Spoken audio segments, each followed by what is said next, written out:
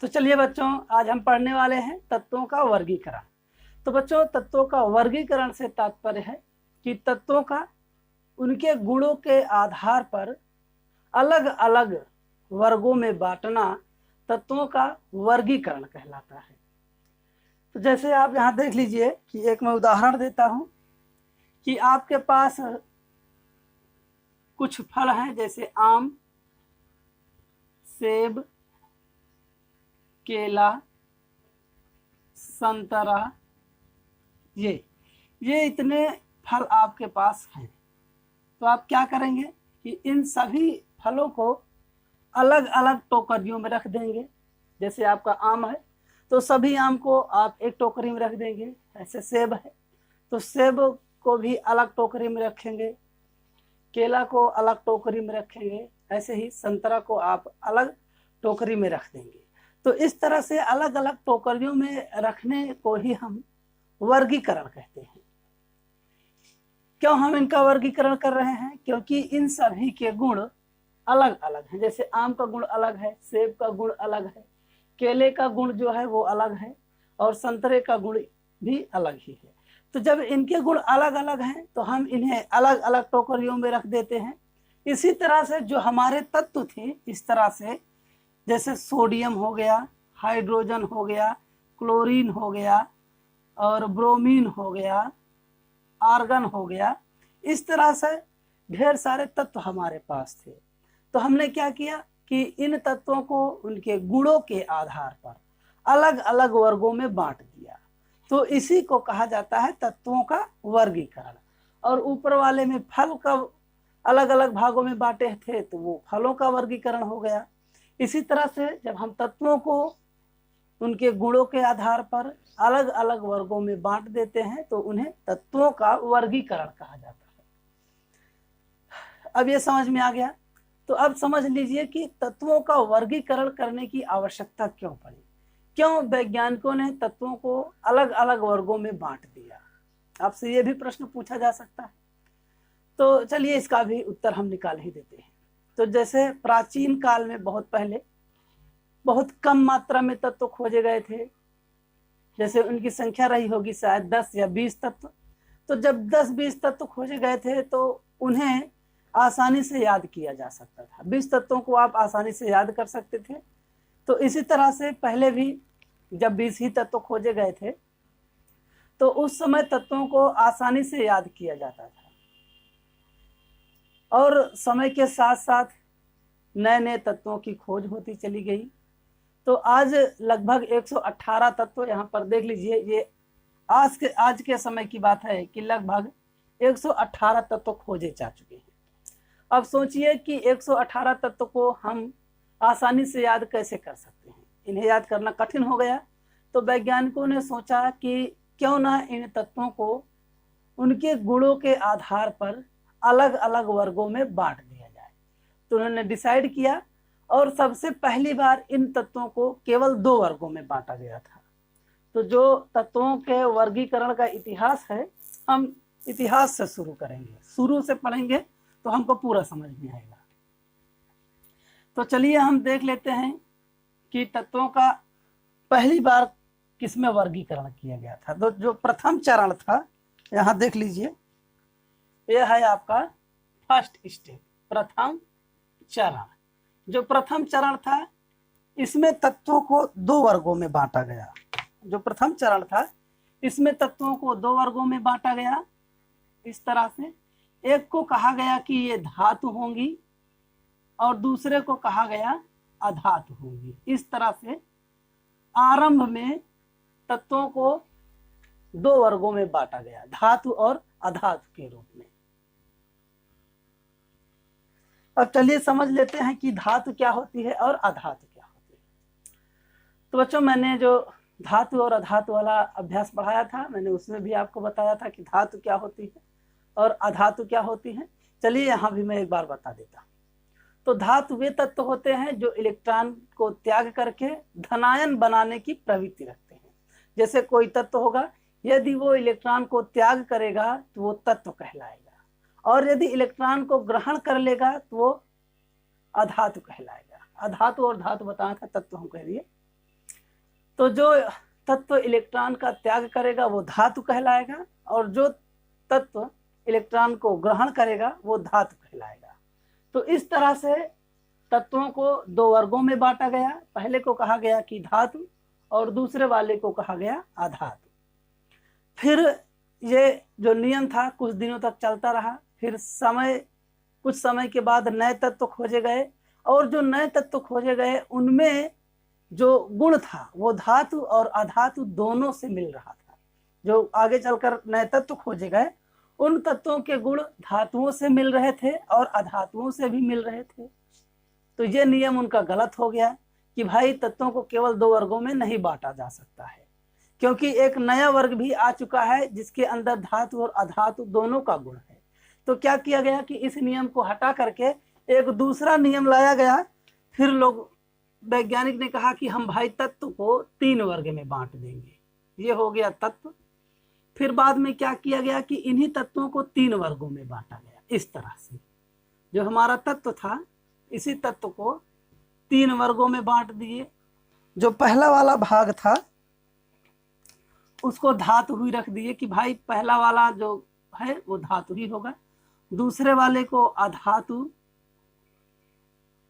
और तीसरे वाले को कह दिए ये उपधातु है। उपधातु का मतलब इसके अंदर धातु और अधातु दोनों के गुण हैं। तो पहले धातु अधातु में बांटा गया, फिर क्या किया गया कि उन्हें तीन वर्गों में बांट दिया गया, धातु, अधातु और उपधातु में। फिर आगे चलकर ये नियम चलते रहे। कुछ समय बाद जब और नए तत्व खोजे गए तब ये सब नियम जो बांटने के वर्गीकरण के नियम थे ये सब नियम फेल हो गए। जब अधिक तत्व खोजे गए तो तब जाके फिर नए नए वैज्ञानिक आए, और नए वैज्ञानिकों ने तत्वों का अध्ययन किया। तत्वों का गहन अध्ययन के बाद जो उन्होंने निष्कर्ष निकाला उसी निष्कर्ष के आधार पर तत्वों का समय समय पर वर्गीकरण किया जाता रहा। अब आगे चल करके एक नए वैज्ञानिक आए जिनका नाम था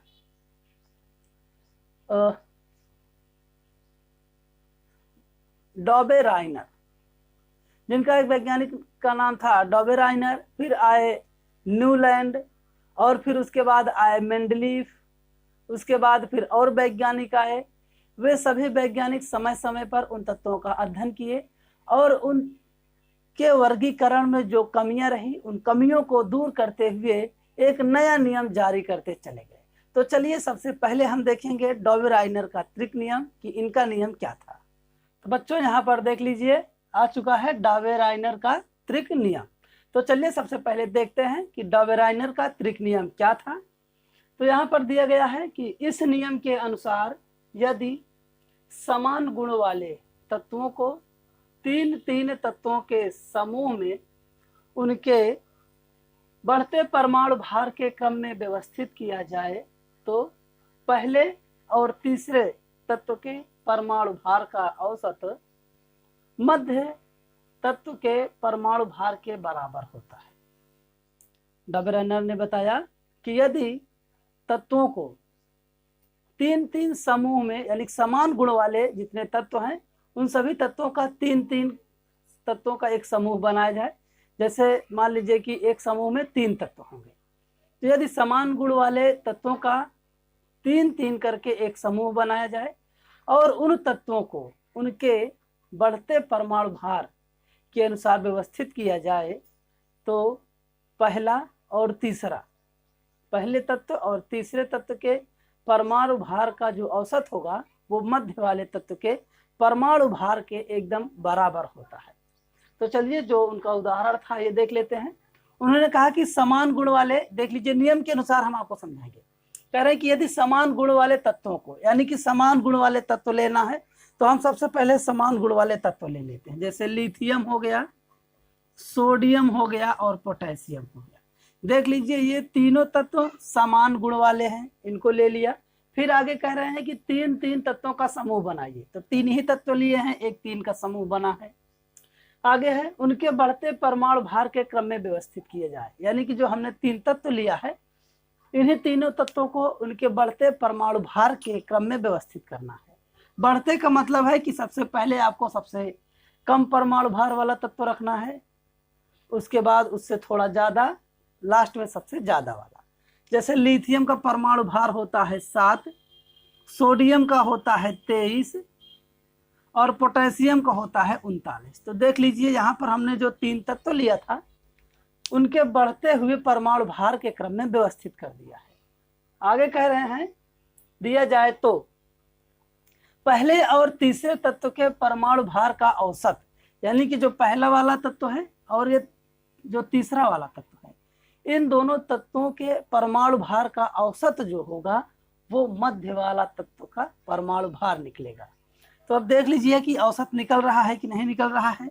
ये आपको हो जाएगा औसत बराबर पहला वाला तत्व का परमाणु भार प्लस लास्ट वाले तत्व का परमाणु भार बटे में 2, ये होगा।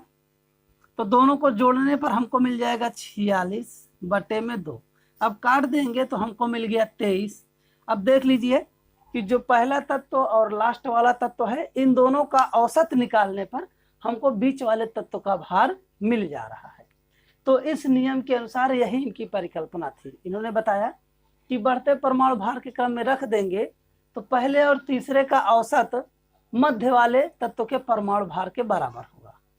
तो इस नियम के कई लाभ भी थे। जैसे मान लीजिए कि आपको पहले तत्व का परमाणु भार मालूम है और लास्ट वाले का मालूम है और बीच वाले का मालूम नहीं है, तो क्या करेंगे कि आप बीच वाले तत्व का परमाणु भार आसानी से निकाल सकते हैं। इस नियम के कारण ये लाभ हुआ था। आगे चल के इनका नियम भी, जो त्रिक नियम था, ये भी असफल रहा। फिर एक नए वैज्ञानिक आए जिनका नाम था न्यूलैंड का अष्टक नियम। तो चलिए भाई हम न्यूलैंड को भी देख लेते हैं और न्यूलैंड का जो अष्टक नियम है उसको भी देखें। न्यूलैंड का अष्टक नियम, तो जो न्यूलैंड वैज्ञानिक थे, इन्होंने सन 1863 ईस्वी यानी कि सन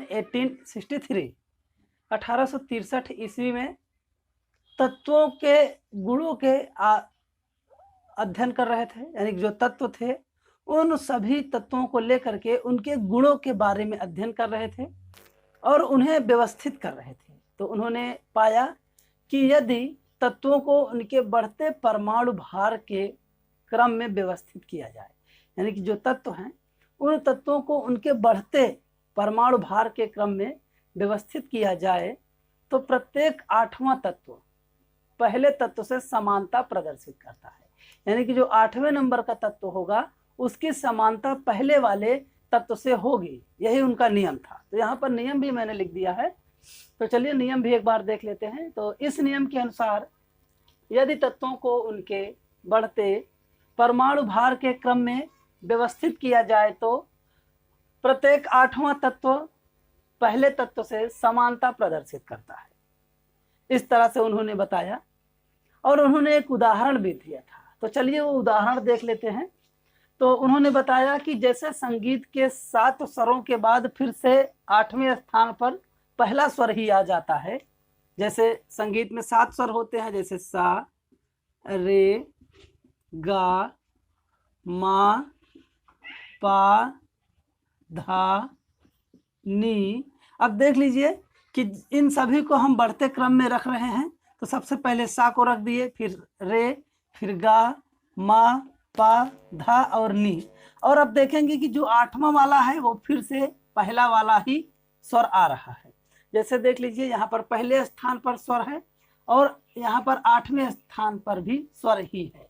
तो इसी तरह से उन्होंने बताया कि यदि तत्वों को उनके बढ़ते परमाणु भार के क्रम में व्यवस्थित किया जाएगा तो पहला वाला तत्व जो होगा वो 8वें वाले तत्व से एक समानता प्रदर्शित करेगा। जैसे ये दोनों आपस में समान दिख रहे हैं, उसी तरह से 8वां वाला तत्व पहले वाले तत्व के समान ही होगा, यानी कि दोनों के गुण मिलते रहेंगे। ये उनका नियम था और ये नियम उस समय खोजे गए तत्वों पर तो ठीक से काम कर रहे थे, परंतु जब और नए तत्व खोजे गए, जैसे कैल्शियम के बाद तो खोजे गए, तब उन तत्वों पर यह नियम काम करना बंद कर दिया, क्योंकि यह नियम केवल कैल्शियम तक ही सीमित था। कैल्शियम के बाद वाले तत्वों के ऊपर यह नियम काम नहीं कर रहा था। तो इसलिए आगे चल करके इस नियम को भी वैज्ञानिकों ने मानने से इनकार कर दिया और इस नियम को अमान्य घोषित किया। फिर इनकी जो सीमाएं थी मैंने आपको बता दिया कि सीमाएं इनकी क्या थी कि कैल्शियम तक ही ये काम करता था, और जो अष्टक नियम होता है उस अष्टक नियम को फॉलो भी नहीं कर रहा था ये। फिर आए एक नए वैज्ञानिक जिनका नाम था मेंडलीफ। तो मेंडलीफ ने भी इन्हीं तत्वों के गुणों पर अध्ययन किया, और अध्ययन करने के बाद उन्होंने भी अपना एक नियम दिया। तो चलिए हम देख लेते हैं कि मेंडलीफ ने ये नियम कब दिया, किस सन में दिया, उस समय कितने तत्व थे, और मेंडलीफ का नियम क्या था। क्योंकि बहुत ही महत्वपूर्ण है मेंडलीफ का आवर्त नियम, और ये न्यूलैंड का अष्टक नियम भी बहुत ही महत्वपूर्ण है। मैं जितना बता रहा हूँ ये आपको महत्वपूर्ण ही बता रहा हूँ, जिससे कि आपके परीक्षाओं में जब ये प्रश्न आए तो आप निश्चित ही घबराए ना, उनको अच्छे से याद करके लिख सकें। ये बच्चों अब हम देखने वाले हैं मेंडलीफ का आवर्त नियम। तो बच्चों एट लास्ट में जब अष्टक का, न्यूलैंड का अष्टक नियम भी अमान्य घोषित हुआ, तो फिर एक वैज्ञानिक और थे जिनका नाम था मेंडलीफ। उन्होंने क्या किया कि उस समय खोजे गए कुल 63 तत्व, जब ये नियम मेंडलीफ ने दिया था तो उस समय टोटल 63 तत्व ही खोजे गए थे। यानी कि 63 तत्व जो खोजे गए थे उन सभी तत्वों के ऊपर गहन अध्ययन किया।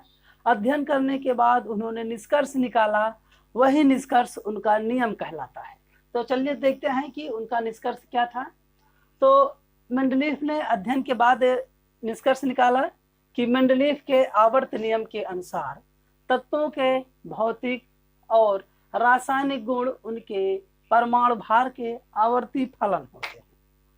तो उन्होंने जब अध्ययन किया तो उन्होंने पाया कि तत्वों के जो भौतिक गुण होते हैं और रासायनिक गुण होते हैं, वे दोनों गुण तत्वों के परमाणु भार के आवर्ती फलन होते हैं।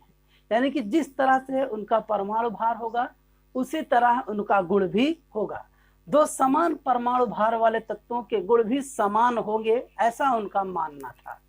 जैसे मान लीजिए कि दो तत्व हमारे हैं, एक तत्व है ए और दूसरा है बी। अब इसका भी परमाणु भार जो है 2 है, बी का भी परमाणु भार 2 ही है। तो उनका कहना था कि जो समान परमाणु भार वाले तत्व होंगे उनके गुण भी समान ही होंगे, और तत्वों का जो भौतिक और रासायनिक गुण होगा वह उनके परमाणु भार के आवर्ती फलन होगा। वही उनका नियम था। यानी कि परमाणु भार अगर समान होगा तो उनके गुण भी आपस में समान ही होंगे। तो इस तरह से ये उनका निष्कर्ष था। तो चलिए यहाँ पर जो मेंडलीफ का आवर्त नियम है आप इसको अपने कॉपी में नोट भी कर लीजिएगा। जैसा नियम है कि मेंडलीफ के आवर्त नियम के अनुसार तत्वों के भौतिक और रासायनिक गुण उनके परमाणु भार के आवर्ती फलन होते हैं। यानी कि जो उनका परमाणु भार होगा उसी के अनुसार तत्वों के गुण भी होंगे। और इन्हीं नियमों के आधार पर ही मेंडलीफ ने एक आवर्त सारणी भी बनाई। तो उस आवर्त सारणी में क्या विशेषताएं थी, क्या कमियां थी, उन सभी बातों पर हम आज ही विस्तृत चर्चा करेंगे। तो चलिए देख लेते हैं कि मेंडलीफ की जो आवर्त सारणी थी उस आवर्त सारणी की क्या विशेषताएं थी, उनके क्या तथ्य थे। तो चलिए उसको भी हम अब देख। मेंडलीफ के मूल आवर्त के तथ्य, जो उनका मूल आवर्त सारणी था उस मूल आवर्त सारणी के क्या तथ्य थे। मैं यहाँ पर सारणी लिख देता हूँ, मूल आवर्त यहाँ होना चाहिए सारणी, ये हो गया। यानी कि मेंडलीफ के मूल आवर्त सारणी के तथ्य, यानी कि मेंडलीफ ने जो आवर्त सारणी बनाई थी उस आवर्त सारणी के क्या तथ्य थे। तो पहला तथ्य ये था कि इस सारणी में तत्वों के बढ़ते परमाणु भार में रखा गया है। यानी कि इस जो मेंडलीफ की मूल आवर्त सारणी थी उस मूल आवर्त सारणी में जितने भी तत्व रखे गए थे वे सभी तत्व बढ़ते परमाणु भार के क्रम में व्यवस्थित थे। जैसे सबसे पहले सबसे कम परमाणु भार वाला तत्व था, जैसे मान लीजिए किसी का 1 परमाणु भार है तो वो पहले रखा गया था, 2 है तो उसको उसके पीछे, 3 है तो उसके पीछे, 4 है तो उसके पीछे, 5 है तो उसके पीछे। इस तरह से इन तत्वों के बढ़ते हुए परमाणु भार के क्रम में व्यवस्थित किया गया था। यह मूल आवर्त सारणी में ये पहला तथ्य था कि बढ़ते हुए परमाणु भार के क्रम में व्यवस्थित किया गया। दूसरा तथ्य ये था कि इनके आवर्त सारणी में, ये देख लीजिए दूसरा तथ्य, इस आवर्त सारणी में, इस आवर्त सारणी में कुल 8 स्तंभ, 8 स्तंभ तथा 7 आवर्त, ये देख लीजिए 7 आवर्त हैं। तो जो मेंडलीव की मूल आवर्त सारणी थी उसमें 8 ऊर्ध्वाधर लाइनें थी, यानी देख लीजिए 8 स्तंभ, यानी कि ऊर्ध्वाधर लाइनें 8 थी और 7 आवर्त थे। 7 आवर्त का मतलब 7 ऐसे क्षैतिज रेखाएं थी। इस तरह से देख लीजिए, जो ये क्षैतिज रेखाएं हैं इनको कहा जाता है आवर्त। इस तरह से जो लाइनें थी इनकी संख्या 7 थी। इस तरह से जो लाइनें बनाए थे इन्होंने, इस तरह लाइनों की संख्या टोटल 7 थी और इन लाइनों को कहा जाता है आवर्त। नाम भी इनका याद कर लीजिए, इनको कहा जाता है आवर्त। जो इस तरह क्षैतिज रेखाएं उनके आवर्त सारणी में थी, उन्होंने बताया कि ये आवर्त हैं और इनकी संख्या 7 है। और उनमें एक रेखाएं थी इस तरह से खड़ी रेखाएं, जैसे आप लाल वाली देख रहे हैं, इसी तरह से खड़ी खड़ी रेखाएं थी जिसको ऊर्ध्वाधर रेखाएं भी कहते हैं। ये इस तरह से रेखाएं जो थी इनकी संख्या 8 थी। 8 रेखाएं इस तरह से खड़ी खड़ी थी और खड़ी रेखाओं को उन्होंने बताया कि ये स्तंभ है। इनको क्या कहा गया कि ये स्तंभ है। ये हो गया स्तंभ। जो आपकी खड़ी लाइनें थी वो स्तंभ थी और जो इस तरह से क्षैतिज रेखाएं थी उन्हें आवर्त कहा गया। तो आपसे पूछा जाए कि मूल आवर्त सारणी में कितने आवर्त थे तो आप बताएंगे 7।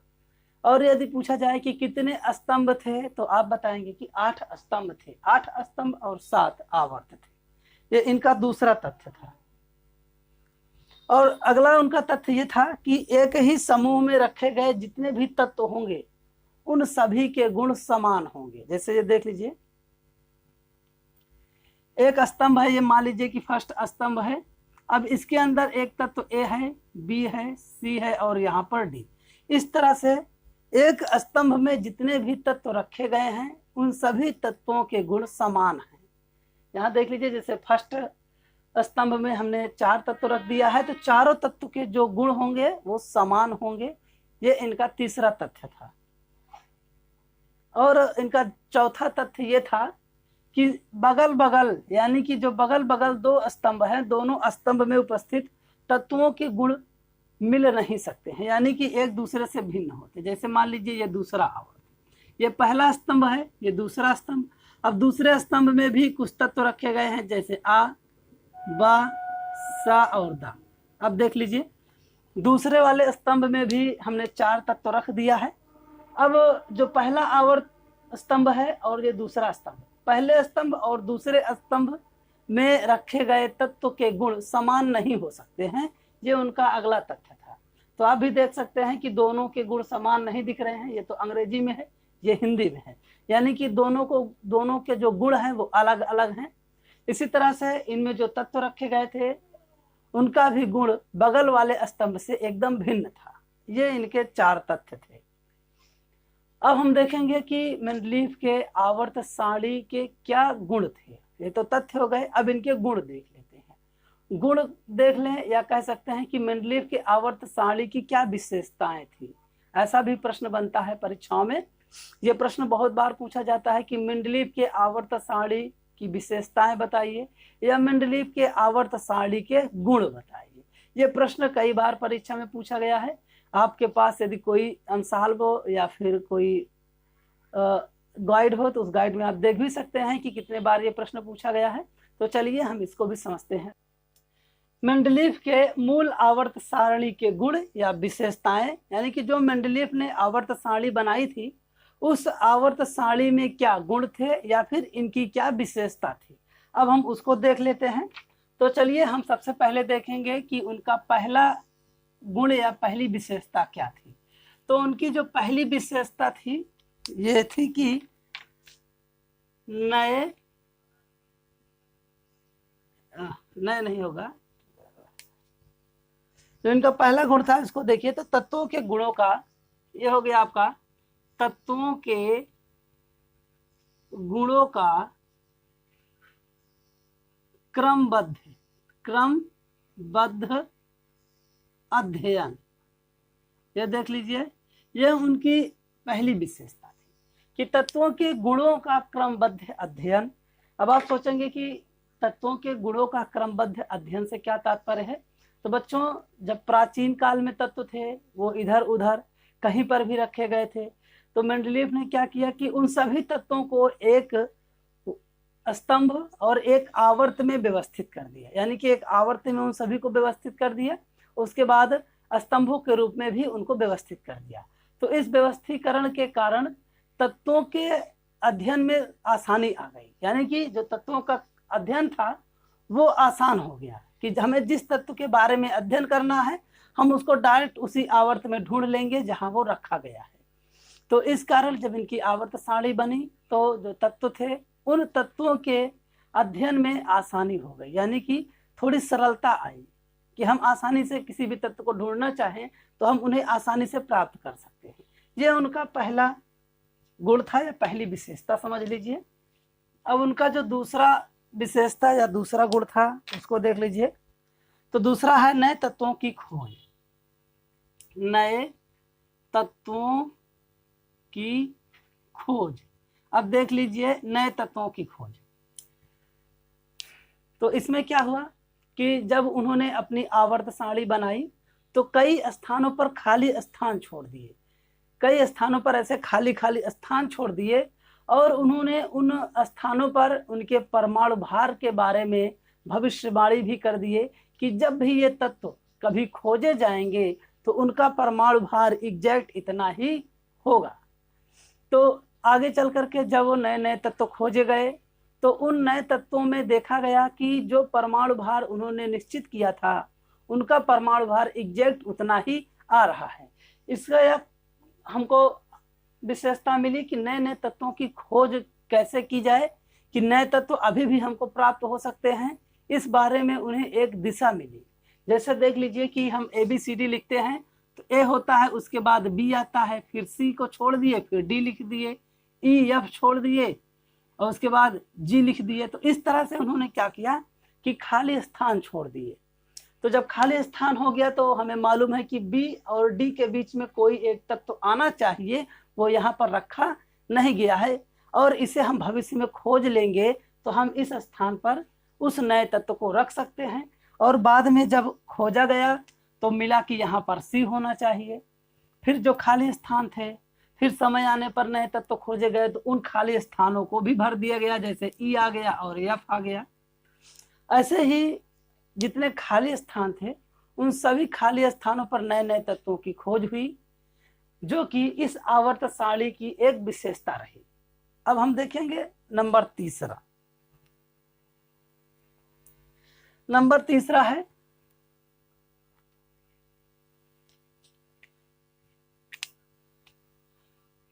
परमाणु भार एवं संयोजकता में संशोधन। ये देख लीजिए। तो ये इनकी आवर्त सारणी की ये तीसरी विशेषता थी। तीसरी विशेषता थी कि परमाणु भार एवं जो संयोजकता थी उनके जो मान थे उन मानों में संशोधन किया गया। जैसे किसी तत्व का जो संयोजकता थी, मान लीजिए कि ये तत्व है, इसकी संयोजकता 2.3 है, तो इसको संशोधित करके उन्होंने किया कि इसकी संयोजकता केवल 2 ही होगी।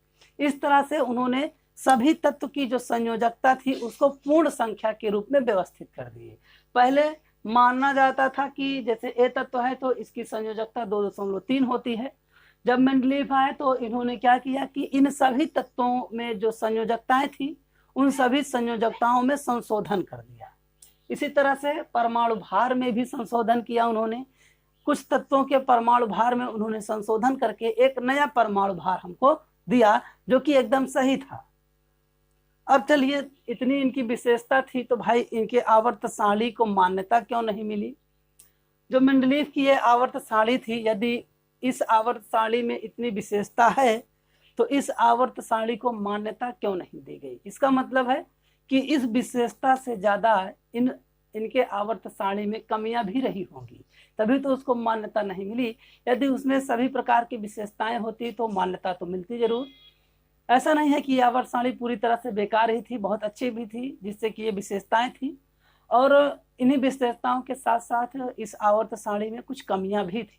तो चलिए देख लेते हैं कि इस आवर्त सारणी की जो कमियां थी वो क्या है। ये भी बहुत ही महत्वपूर्ण है। तो बच्चों, मेंडलीव के आवर्त सारणी का जो पहला दोष था, यानी कि जो पहली कमी थी, वो थी हाइड्रोजन का स्थान। ये हाइड्रोजन का स्थान, ये उनकी पहली कमी थी। देख लीजिए, अच्छे से ध्यान से देखिएगा।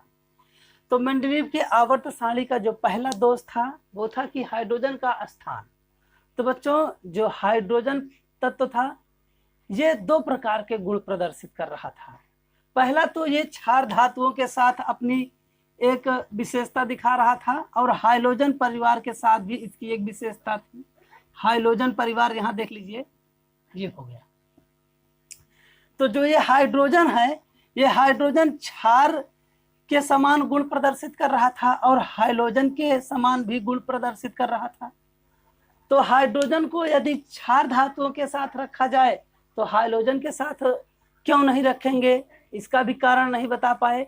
यदि हम हाइड्रोजन के साथ रख रहे हैं तो क्षार धातुओं के साथ क्यों नहीं रखेंगे, ये जो इनके कमी थी, इस कमी को वो नहीं बता पाए कि हम इसको हाइड्रोजन के साथ रखेंगे कि क्षार धातु के साथ रखेंगे, क्योंकि ये तो दोनों प्रकार के गुण प्रदर्शित कर रहा था।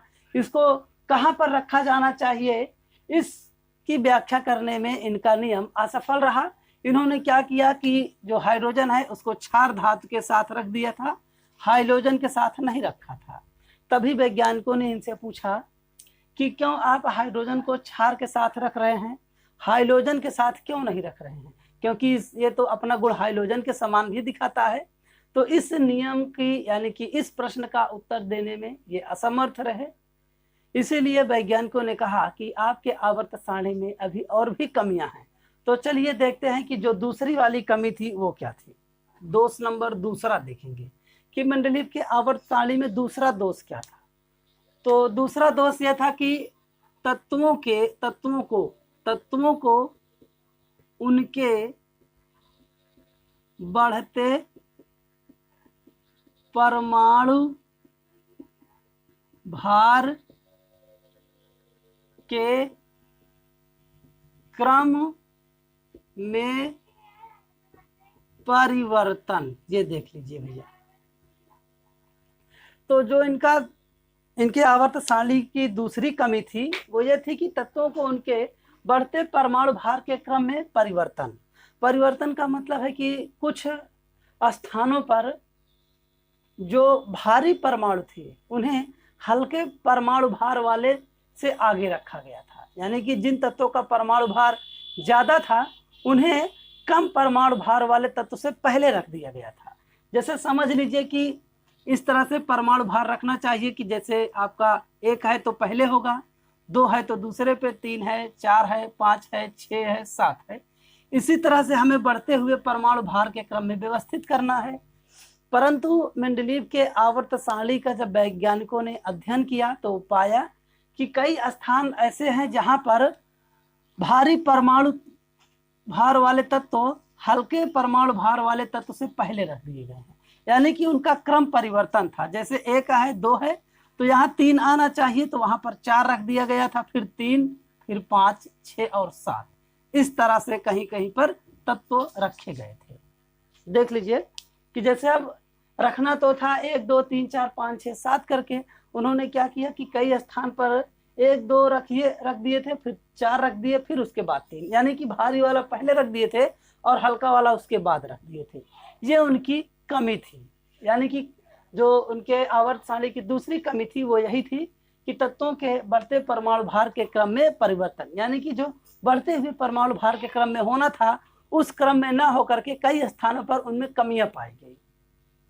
और जो तीसरा इनका दोष था, तो चलिए भाई तीसरा दोष भी देख लेते हैं तीसरा दोष इनका ये था कि संभारित तथा समस्थानिक का स्थान ना होना। ये देख लीजिए, तीसरा दोष था संभारिक तथा समस्थानिक। इसको ध्यान से देखिएगा, समस्थानिकों का स्थान ना होना। चलिए भाई इसको भी देख लेते हैं, ये क्या है कि संभारिक तथा समस्थानिकों का स्थान ना होना। इनके नियम के अनुसार यदि तत्वों को रखा जाता तो हाइड्रोजन के 3 समस्थानिक हैं, यानी कि जो हाइड्रोजन तत्व है आपका, यहाँ पर देख लीजिए, जो ये हाइड्रोजन तत्व है इसके 3 समस्थानिक होते हैं। इस तरह से ये 3 समस्थानिक होते हैं, जैसे H1, H2 और H3। अब सोच लीजिए कि एक ही तत्व है और इसी एक ही तत्व के 3 अलग अलग परमाणु भार हैं।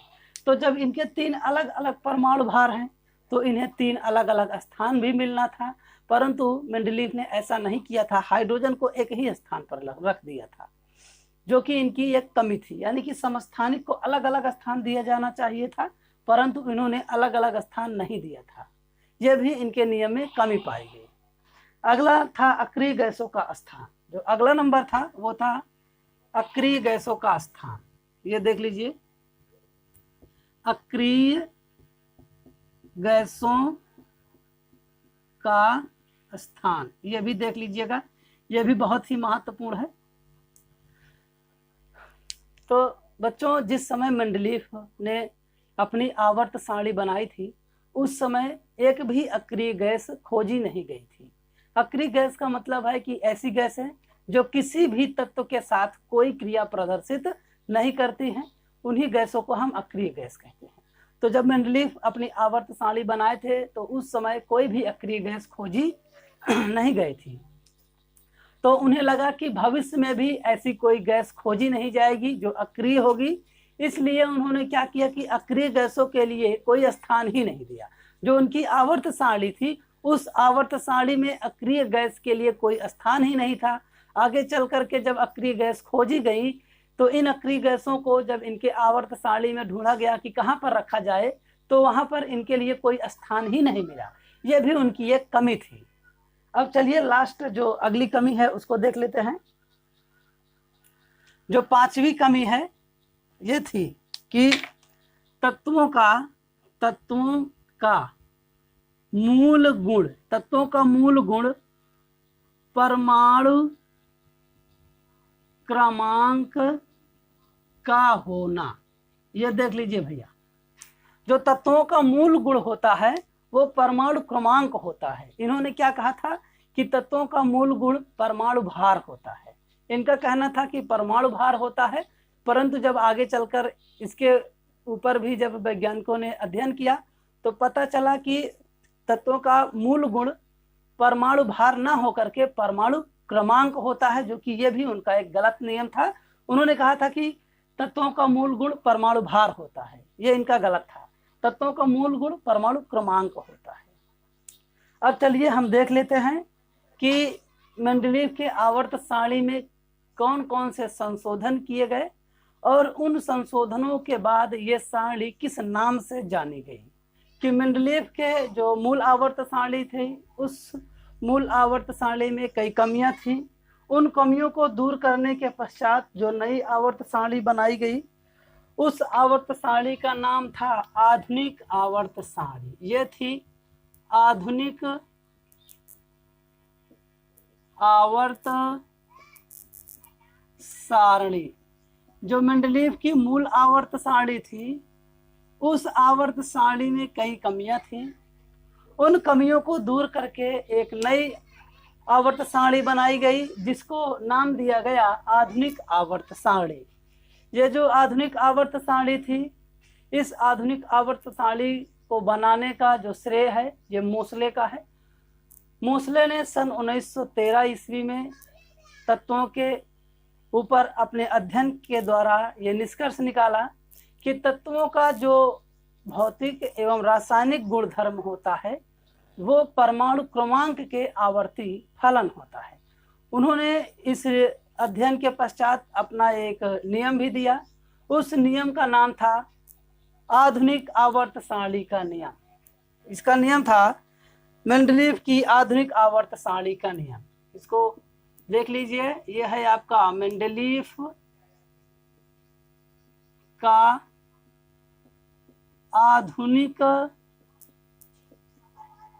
आवर्त नियम।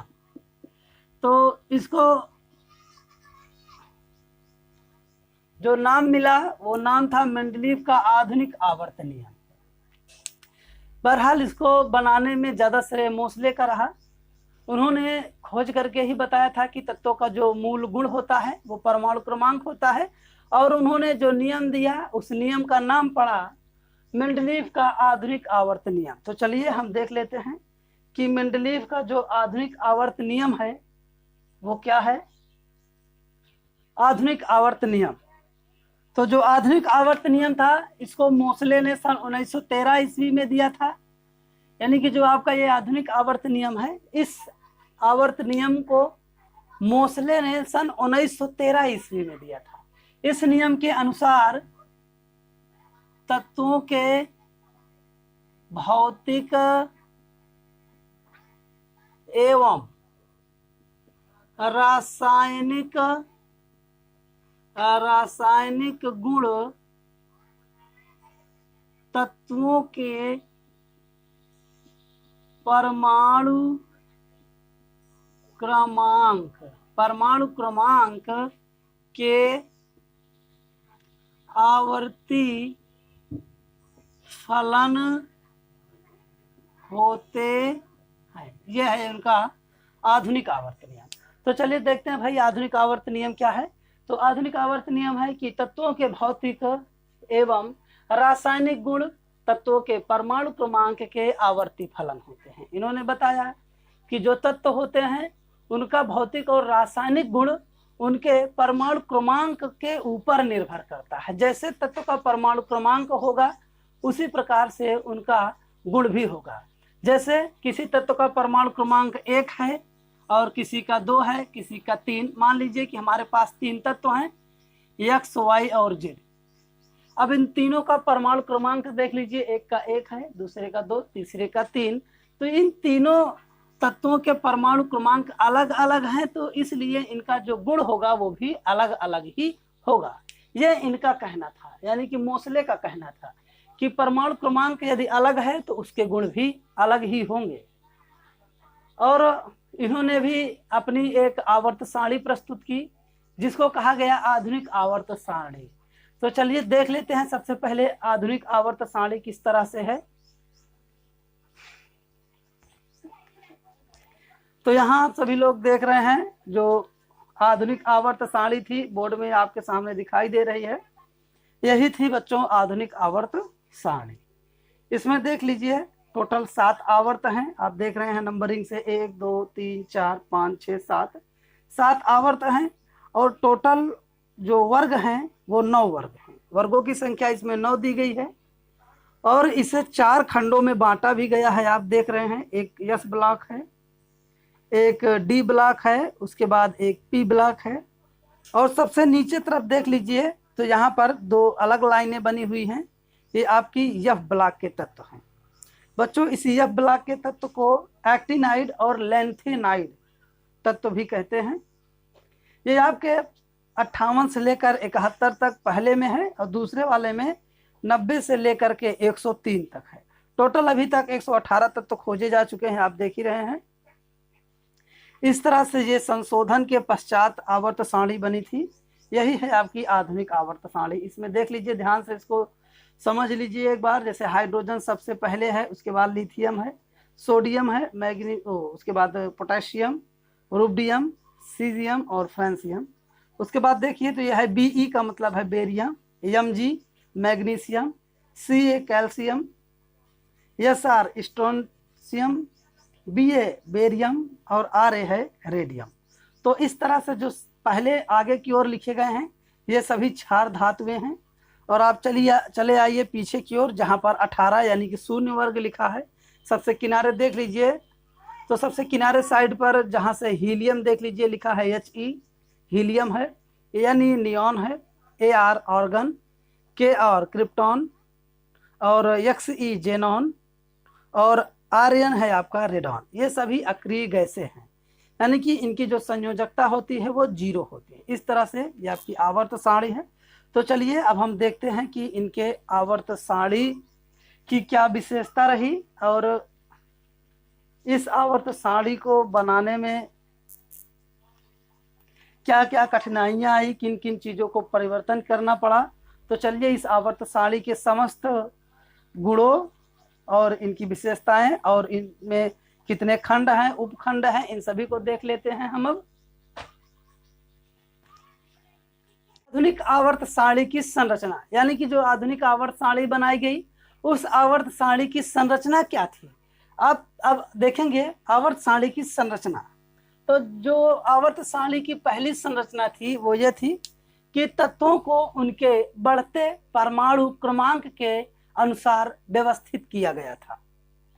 यानी कि आधुनिक आवर्त सारणी में जितने भी तत्व रखे गए थे उन सभी तत्वों को उनके बढ़ते परमाणु क्रमांक के आधार पर रखा गया था। ये उनकी पहली संरचना थी, यानी कि तत्वों को उनके बढ़ते परमाणु भार के क्रम में व्यवस्थित करना।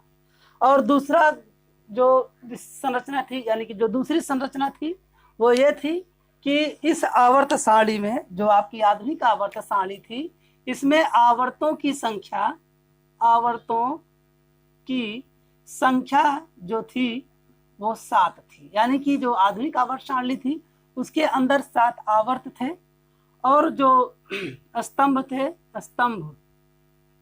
स्तंभ जिसको हम कह सकते हैं वर्ग, यानी कि वर्गों की संख्या 9 थी।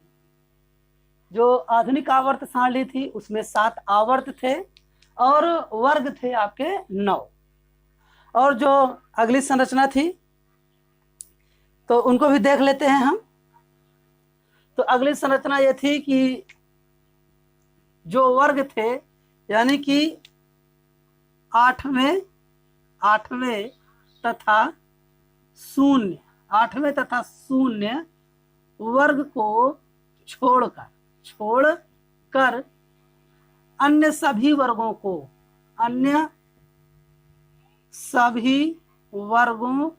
को उपवर्गों में बांटा गया था। यानी बांटा गया है भैया, सारणी अभी भी है तो बांटा गया है। अब देख लीजिए जो उनकी तीसरी संरचना थी, तो तीसरी संरचना यह थी कि 8वें तथा 0 वर्ग को छोड़ करके, जो 8वां वर्ग था और जो 0 वर्ग था, इन दोनों वर्गों को छोड़ करके जितने भी अन्य वर्ग थे सभी वर्गों को 2 उपवर्गों में बांटा गया था। 8वां और 0 को छोड़ दिया जाए तो शेष कितने बचेंगे भैया, 7 वर्ग बचेंगे। तो उन 7 वर्गों को 2-2 उपवर्गों में बांट दिया गया था। तो इस तरह से आप देख सकते हैं कि जब मान लीजिए कि यहाँ पर इस तरह से ये आपका एक वर्ग है, कोई भी एक वर्ग 8वां और 0 को छोड़ करके, मान लीजिए ये दूसरा वर्ग है, ये वर्ग है दूसरा। तो दूसरे वर्ग को क्या किया गया कि बीच से ऐसे बांट दिया गया, जिसको हम कहते हैं उपवर्ग ए और दूसरे वाले को कहा जाता है उपवर्ग बी। तो इस तरह से सभी वर्गों को 2-2 उपवर्गों में बांट दिया गया, जिसे उपवर्ग ए और उपवर्ग बी नाम दिया गया।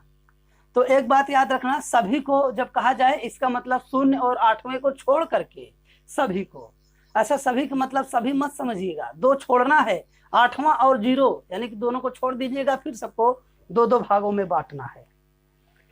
अगला है कि एक ही वर्ग के जितने भी तत्व होंगे उन सभी की संयोजकता समान होगी। जैसे मान लीजिए ये वर्ग नंबर 2 है, तो दूसरे वर्ग में जितने भी तत्व रखे जाएंगे इन सभी तत्वों की जो संयोजकता होगी वो समान होगी। ऐसा नहीं है कि इनकी संयोजकता पहले उपवर्ग में कुछ अलग है और दूसरे उपवर्ग में कुछ अलग हो जाए, ऐसा नहीं था। इनके गुण अलग अलग थे परंतु उनकी जो संयोजकता थी वो समान थी। बच्चों इसको ध्यान से नोट कीजिए कि जितने भी वर्ग थे उन सभी वर्गों में रखे गए तत्वों की संयोजकताएं समान थी। अब हम सीखेंगे मेंडलीव की आधुनिक आवर्त सारणी की विशेषताएं, जो कि बहुत ही महत्वपूर्ण है। तो चलिए लेट्स गो स्टार्ट। मेंडलीव के आधुनिक आवर्त सारणी के गुण या विशेषता। जो मेंडलीव ने आधुनिक आवर्त सारणी प्रस्तुत की थी, उस आधुनिक आवर्त सारणी की बच्चों क्या विशेषता रही या फिर उसके क्या गुण रहे। अब हम चलिए स्टार्ट करते हैं। तो मेंडलीव की जो आधुनिक आवर्त सारणी थी, इसकी विशेषता का अध्ययन करने से पहले हम ये समझेंगे कि इसकी विशेषता को हम दो भागों में बांट करके अध्ययन करेंगे, जिससे हमें इसकी विशेषता समझने में अत्यधिक आसानी हो। तो हम क्या करेंगे कि इसी मेंडलीव की आवर्त सारणी को हम दो वर्गों में पहले बांटकर उसकी विशेषता देखेंगे। पहला जो भाग होगा उसको हम आवर्त में बांटेंगे, आवर्त, और जो दूसरा भाग होगा उसको हम वर्ग में बांट देते हैं। यानी कि हम विशेषता तो देखेंगे लेकिन हम उन्हें दो भागों में बांट करके, यानी कि पहला भाग हम बांटेंगे आवर्त में और दूसरा भाग हम बांट लेंगे वर्ग में। आवर्त और वर्ग का अलग अलग विशेषता देखेंगे, जो कि इसी सारणी के गुण या विशेषता होगी। तो चलिए, आवर्त की संख्या आप जानते हैं 7 होती है, वर्ग की संख्या जानते हैं 9 होती है। तो चलिए सबसे पहले आवर्त से स्टार्ट करते हैं कि आधुनिक आवर्त सारणी में जो आवर्त हैं, इन आवर्तों की क्या विशेषताएं हैं। तो आवर्तों की विशेषता पढ़ेंगे, फिर उसके बाद हम वर्गों की विशेषता पढ़ेंगे। तो इस तरह से आपको ये अभ्यास शुरू से लेकर के अंतिम तक एक एक पॉइंट समझ में आ जाएगा, जिससे आप परीक्षा में निश्चिंत अच्छा अंक लेके आएंगे। यदि आपको वीडियो अच्छा लग रहा हो, आपको समझ में आ रहा हो, तो वीडियो को लाइक कीजिएगा, सब्सक्राइब कीजिए चैनल को, और अपने मित्रों के साथ भी शेयर कीजिए, जिससे उन्हें भी लगे कि हाँ, यूट्यूब पर कोई है जो अलग सबसे पढ़ाता है। तो चलिए हम देख लेते हैं भैया आवर्त सारणी की विशेषता है। आवर्त की विशेषता, तो आवर्त की विशेषता में जो नंबर 1 है, यानी कि जो पहला नंबर गुण है, उसको देखिए। तो पहला है सिरों पर समानता, यानी कि सिरों पर समानता। ये पहली विशेषता है भैया आवर्त की।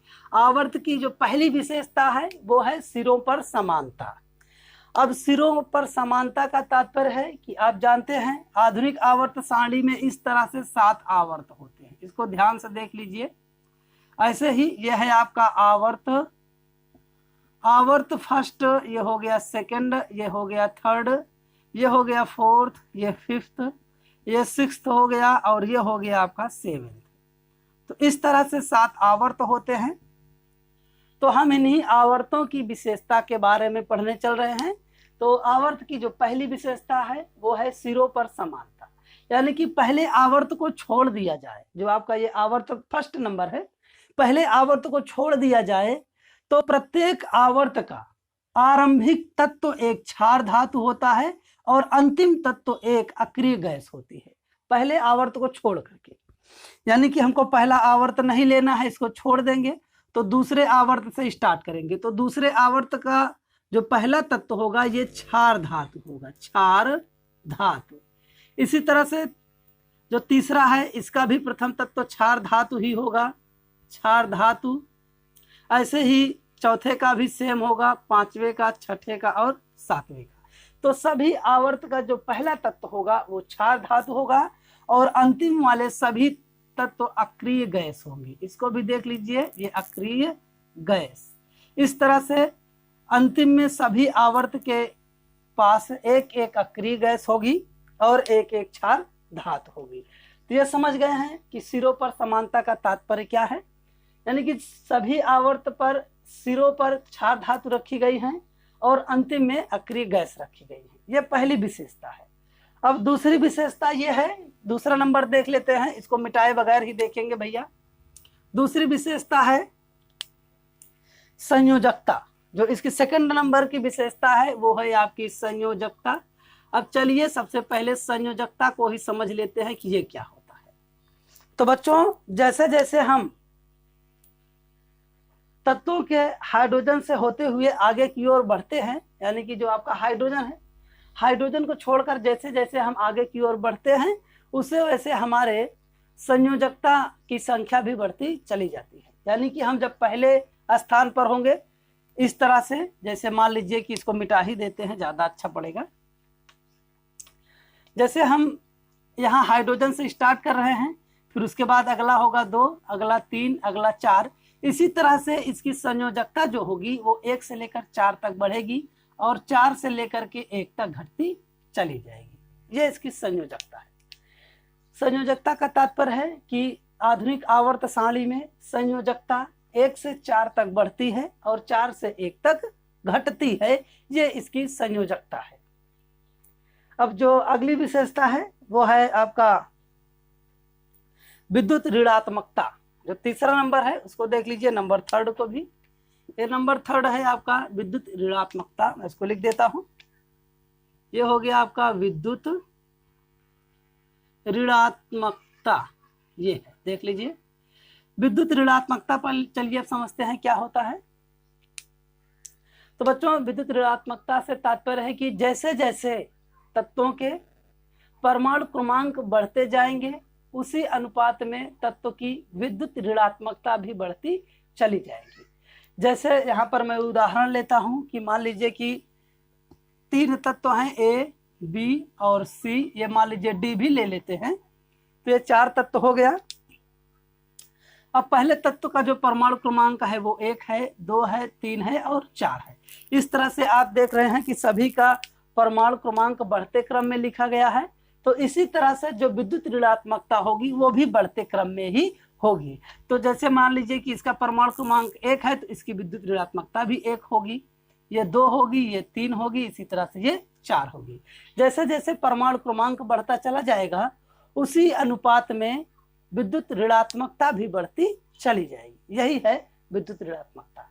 तो आपसे पूछा जाए प्रश्न में कि आवर्त सारणी के अंदर विद्युत ऋणात्मकता बढ़ती है या घटती है, तो आप बताएंगे कि तत्वों के परमाणु क्रमांक के अनुसार इसकी विद्युत ऋणात्मकता भी बढ़ती ही चली जाती है। ये इसका उत्तर होगा। अब हम देखेंगे एक नया, यानी कि अगला जो विशेषता है उसको। ये तो बहुत ही महत्वपूर्ण है, इसको आप ध्यान से देखिएगा। ये आपके परीक्षाओं में अलग से भी पूछा जाता है। ये आपका 4 नंबर है, इसको मैं लिख भी देता हूँ, मोस्ट इम्पॉर्टेंट। ये इम्पॉर्टेंट है भैया, बहुत इम्पॉर्टेंट है, जिसको कहते हैं विकर्ण संबंध।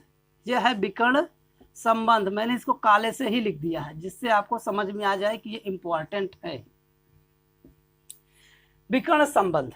तो चलिए भाई अब हम देख लेते हैं कि ये विकर्ण संबंध वास्तव में क्या होता है।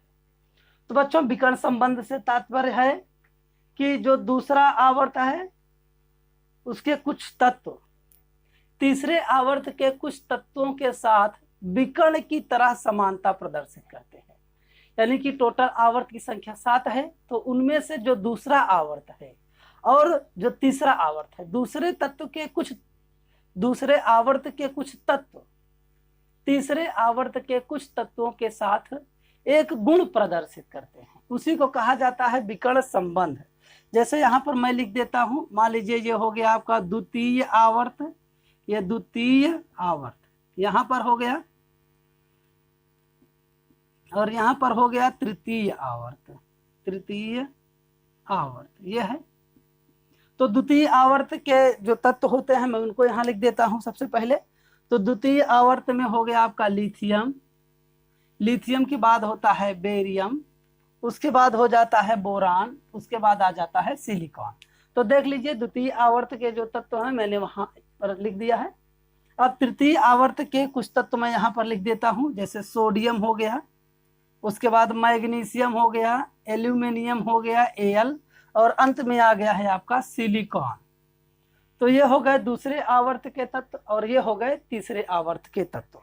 अब क्या होगा कि जो दूसरे आवर्त के तत्व हैं वो विकर्ण की तरह तीसरे वाले तत्व से समानता दिखाएंगे। विकर्ण की तरह का मतलब है जो लिथियम है ये मैग्नीशियम से अपना गुण प्रदर्शित करेगा, और बेरियम एल्यूमिनियम से, बोरान सिलिकॉन से। इस तरह से विकर्ण की तरह ये तत्व एक दूसरे के साथ अपने गुणों को साझा करते हैं। यानी कि जो लिथियम का गुण होगा वही मैग्नीशियम का भी गुण होगा। इसी तरह से बेरियम का एल्यूमिनियम के साथ गुण मिलता जुलता रहता है और बोरान का सिलिकॉन के साथ में। ऐसे ही जो विकर्णवत तत्व मिलेंगे उन सभी तत्वों के गुण आपस में मिलते जुलते रहते हैं। इसी को कहा जाता है विकर्ण संबंध।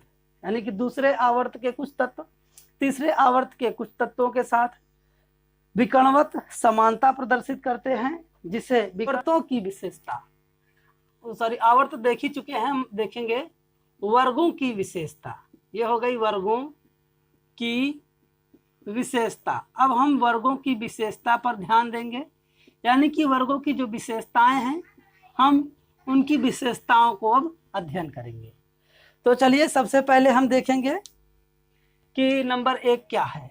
तो बच्चों, एक ही वर्ग में उपस्थित किसी भी उपवर्ग के तत्व दूसरे उपवर्ग के तत्व के साथ कोई भी समानता प्रदर्शित नहीं करते हैं। जैसे जो पहला है, एक ही, इसको मैं लिख भी दे रहा हूं, एक ही वर्ग में उपस्थित, एक ही वर्ग में उपस्थित दो उपवर्गों के तत्वों के गुणों में भिन्नता होती है। ये देख लीजिए।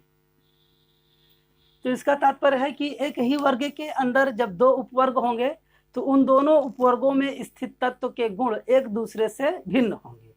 यहाँ पर जैसे मान लीजिए कि ये एक उपवर्ग है, सबसे पहले ये मान लीजिए कि एक वर्ग है पूरा। इस वर्ग को क्या करेंगे, दो उपवर्गों में बांटेंगे। ये हो गया आपका उपवर्ग ए और ये हो गया उपवर्ग बी। तो देख लीजिए हमारा एक वर्ग था, हमने उस वर्ग को दो उपवर्ग में बांट दिया है। उपवर्ग ए बनाया एक को उपवर्ग बी बना दिया है। अब क्या करेंगे कि उपवर्ग ए के तत्व लिख देंगे, जैसे ए हो गया, बी हो गया, सी हो गया, यानी कि ए बी सी उपवर्ग ए के तत्व हैं। इसी तरह से उपवर्ग बी के तत्व जैसे आ हो जाए, बा हो जाए और ये सा हो जाए। तो आप कह सकते हैं कि जो उपवर्ग ए है उसके तत्व उपवर्ग बी के तत्व के साथ कोई भी समानता प्रदर्शित नहीं कर रहे हैं। जैसे यहाँ ए है तो यहाँ आ लिखा है, ये दोनों एक दूसरे से भिन्न दिखाई दे रहे हैं ना।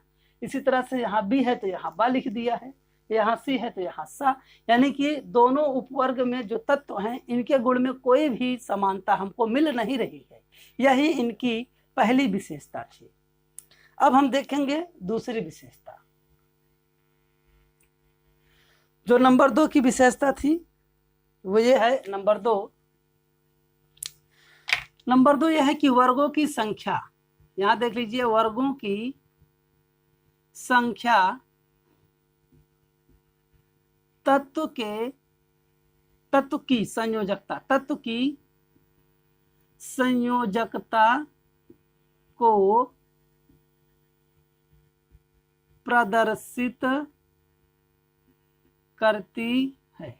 तो चलिए बच्चों इसको भी समझ लेते हैं कि वर्गों की संख्या तत्व की संयोजकता को प्रदर्शित करती है, यानी कि जिस वर्ग के तत्व होंगे उसकी संयोजकता उसी वर्ग की संख्या ही होगी।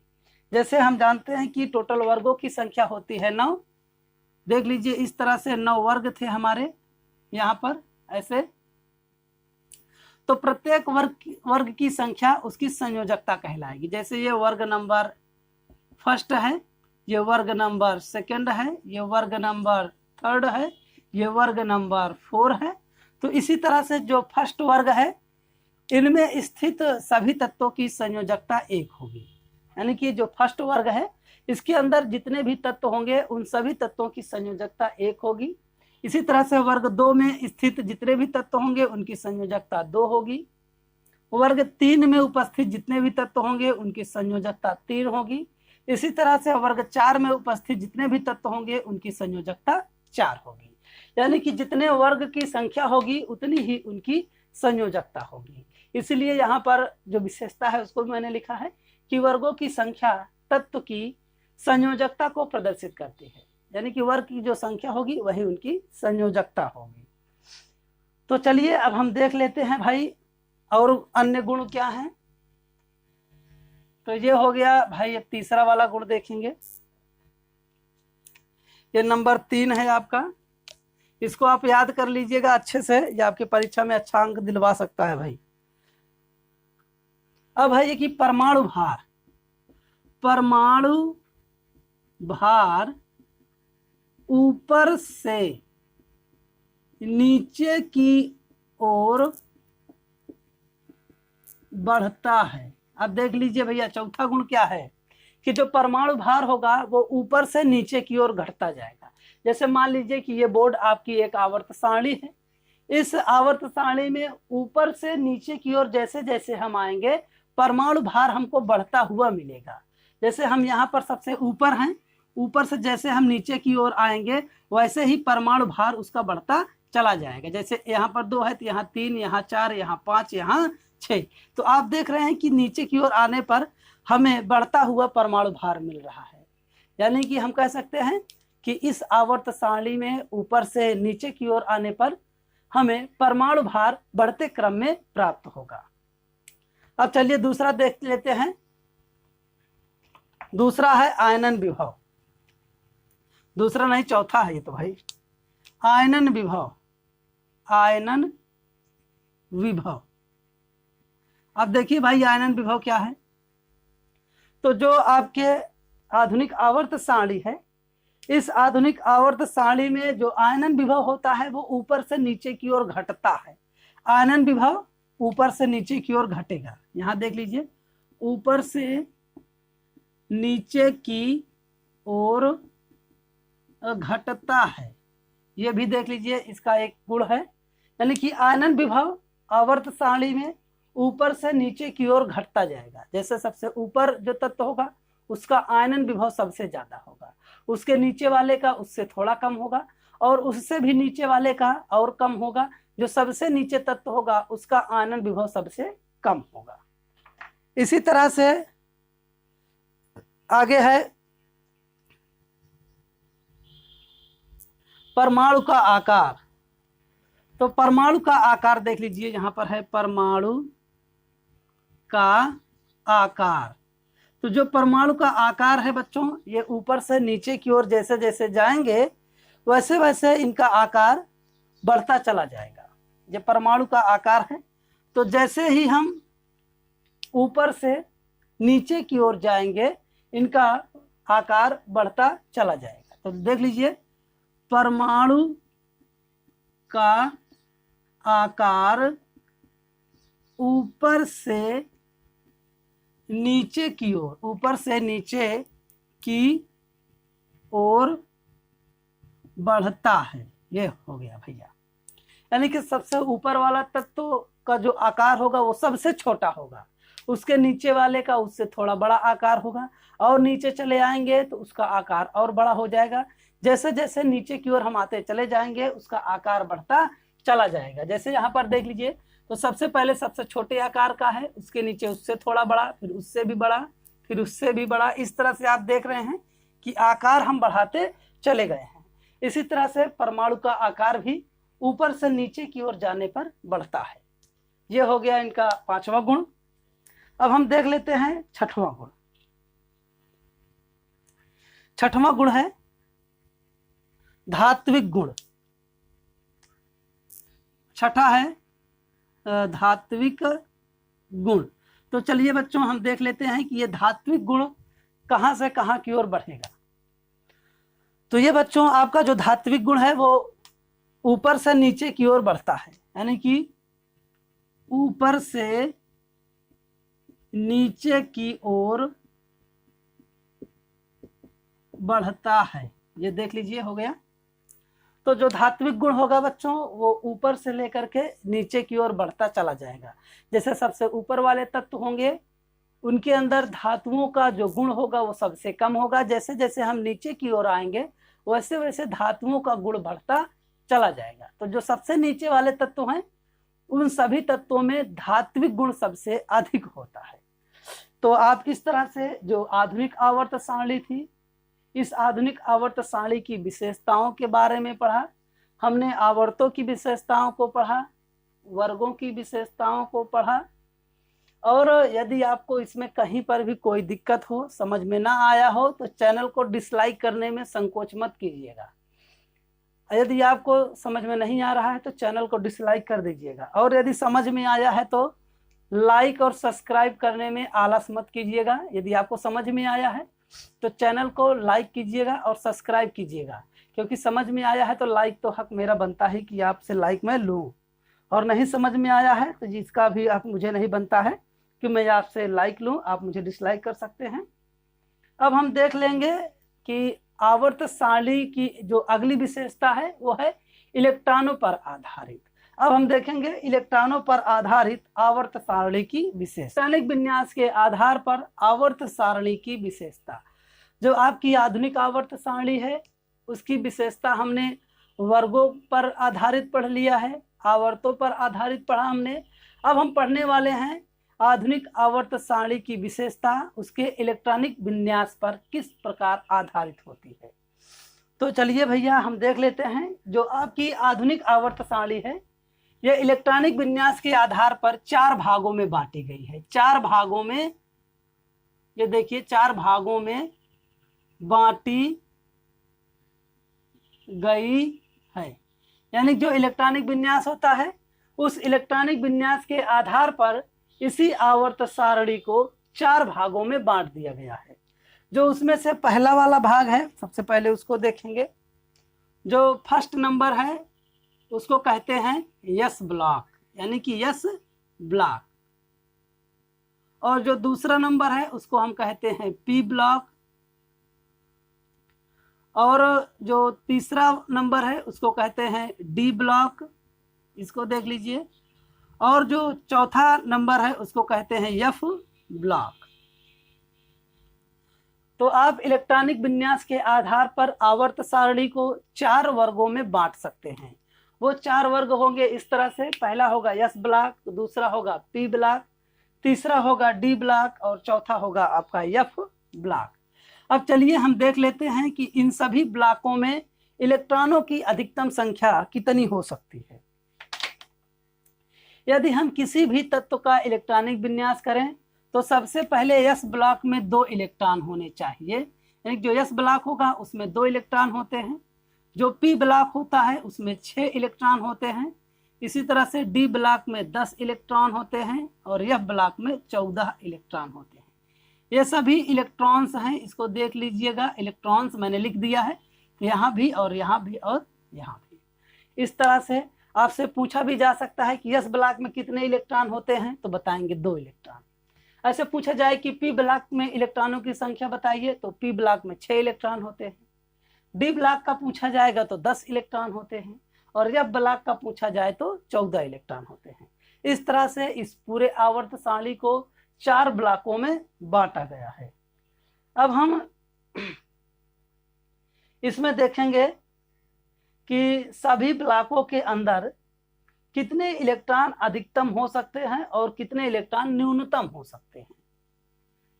तो यस ब्लॉक है आपका, तो इसके अंदर अधिकतम 2 इलेक्ट्रॉन हो सकते हैं और न्यूनतम 2 से कम। कोई भी यस ब्लॉक होगा तो उस यस ब्लॉक के अंदर अधिक से अधिक 2 ही इलेक्ट्रॉन रखे जा सकते हैं, कम से कम चाहे जितना रख दें, यानी कि 2 से कम चाहे जितना। ऐसे ही यस ब्लॉक जो होगा उसमें अधिक से अधिक 6 इलेक्ट्रॉन रखे जा सकते हैं और उससे कम तो चाहे 5 रख दीजिए, चाहे 4 रख दीजिए, चाहे 3 रख दीजिए, चाहे जितना रखना हो रख दीजिए, लेकिन अधिकतम होंगे आपके 6 ही इलेक्ट्रॉन। ऐसे ही डी में अधिकतम 10 होंगे, कम से कम तो रख ही सकते हैं चाहे जितना। एफ में अधिकतम 14 इलेक्ट्रॉन होंगे, उससे कम आप रख सकते हैं।